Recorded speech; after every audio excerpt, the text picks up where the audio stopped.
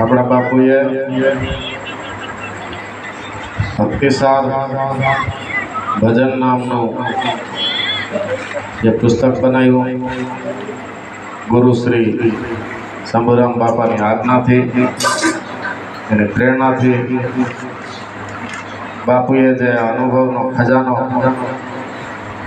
જે વાણીમાં આપણને ખૂબ ખૂબ ખૂબ સમજૂતી ભૂમિકાની વાણી પાયાની વાણી સુરતા ને જગાડવા માટે સજની યાલો અમર વસ્તુ યેલી જાલની ઓરલી કેટલી વાણી બનાવી છે બાપુજીએ તો જે વાણી બનાવી છે એ અનુભવની વાણી બનાવી આપણે વધારે પડતી ગુરુ સાહેબની વાણી શીખવાનો પ્રયત્ન કરવો બાપુએ જે લખ્યું છે એ મુજબ આપણે નામાચરણમાં બાપુએ તો પોતાનું નામ વિશેષતા ગુરુના ચરણે એવી રીતમાં લખ્યું હોય ને તો આપણે ગુરુનું નામ એમ ખાલી અલંકાર આપ્યા વગર ગુરુનું નામ બોલાય નહીં એટલે લુખું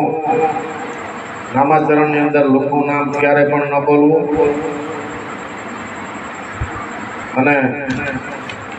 બાપા એવું પણ વધારે પડતું ન બોલવું બાપુ શબ્દ લગાડવો કાયમના માટે આગળ સાહેબ લગાડવો પાછળ બાપુ લાગે ક્યાંક ક્યાંક બાપુએ તો પોતાનું ટૂંકું નામ દર્શાવ્યું છે આપણે ટૂંકું નામ બોલી ન શકીએ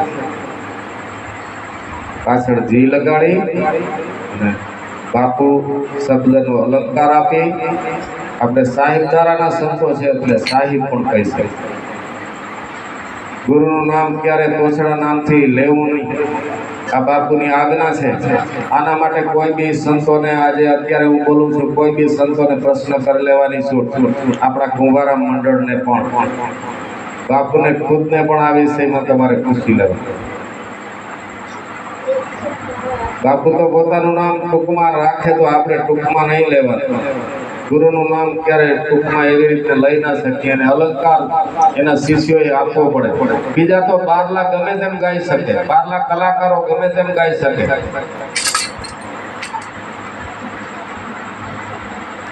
આપણા ગુરુ સાહેબનો તમારા દાદા ગુરુ અમારા ગુરુ સાહેબ એટલે એને અલંકાર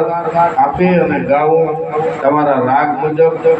તમે કોઈ બી રાગ ઢાળમાં ગાઈ શકો એ બાપુની છૂટ છે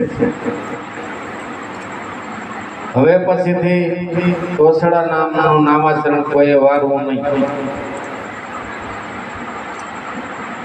એને અલંકાર આપી અને કોઈ બી રાગમાં ઢાળમાં લાંબુ કરીને એવી રીતના ગાવું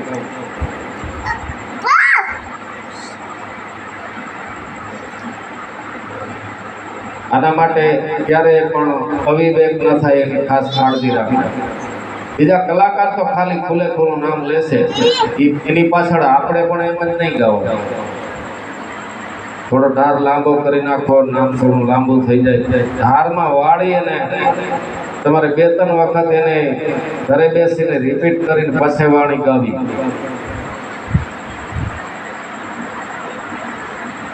આ બધા બાપુ તરફથી કયો કે સંતો તરફથી કયો કે ગુરુ પરંપરામાંથી કયો આ સૂચના બધાએ વિવેકથી લેવી કારણ કે આપણા ભગવાન ગુરુને જેને દાદા ગુરુને ભગવાન નથી માન્યા ગુરુને જેને ભગવાન નથી માન્યા એને ખાલી ઉપદેશ લઈ લીધો છે એનો એમ બેડો પાર થાય એમ નથી ભજન વિના વિવેક વિના સમજૂતી વગર એમ ધ્યાને ના લાગે ગુરુના ચરણમાં પ્રીતિ ના જાગે અને ભજન પણ ના થાય એ ખાલી વાણીના વિલાસ ગમે એ તમે એલી ગાઓ એનાથી કઈ મહત્વ નથી. ઊંચી વાણી તો બધા ગાય છે. ઊંચી વાણી તો શીખી જાઓ તમે, 4 દિનની અંદર શીખી જાઓ. એનાથી ભજન થઈ ગયું પાકું. એના માટે ભજન ખૂબ જરૂરી છે. વિવેકની ખૂબ જરૂરી છે. વિવેકની તો તાતી જરૂર છે, પગથિયા છે. એના માટે વિવેકને ક્યારે આપણે ખોવો નહીં. મારા શબ્દો આકરા લાગે તો વાંધો નહીં, પણ વાણીમાં ક્યારે પણ બાપાનું તોછડું નામ ના લેવું, ના લેવું, ના લેવું. મને દુઃખ થાય છે અને અમને બધાને, આપણે બધાને દુઃખ થવું. ગુરુના નામને અલંકાર આપવો પડે, એમાં વિવેક રાખવો પડે, મર્યાદા રાખવી. વાણીમાં આપણે ખાલી એમ ગાઈ જઈએ તો એમ ના લે, આપણે શું સમજાય. એટલે આ ઠપકો ના ગણજો, આ વિવેક ગણજો. કોઈ પોતાના માથે ઓઢી ના લેવું. બીડીની વાતો આવતી હોય ને કે બીડી ના પીવાય, તો બીડી વાળા બધાને એમ થાય મને જ કે એને ન કહેતા હોય. તમાકુ ગુટકા વાળાને એમ થાય અમને કે પણ એને ન કહેતા હોય. તો આખા જનરલ આ સંતોની વાણી કેવી છે કે રેડીમેડ ની દુકાન જેવી હોય, બધાને ફિટિંગ થાય જ, બધાને ફિટિંગ થાય.